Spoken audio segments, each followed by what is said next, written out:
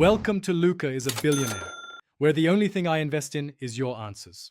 In this video, I will explain how to set up reviews on Shopify. Understanding the power of customer feedback is the first step to boosting your online store's success.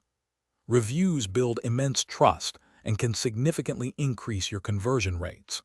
We'll walk through the straightforward process of adding a review system, making it simple for your customers to share their experiences and for you to showcase their satisfaction.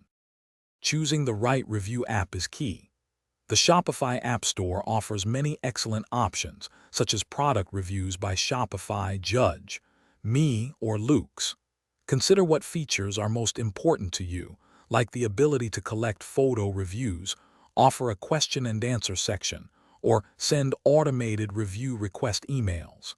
Many of these apps even provide free tiers, allowing you to start without an upfront investment. Once you've selected an app, installation is a breeze. Simply navigate to the Shopify App Store, search for your chosen application, and click Add App. You'll then be prompted to grant a few necessary permissions to integrate it with your store. After installation, dive into the settings to customize how reviews appear, design your review request emails, and set up any moderation rules you prefer. It's quite intuitive.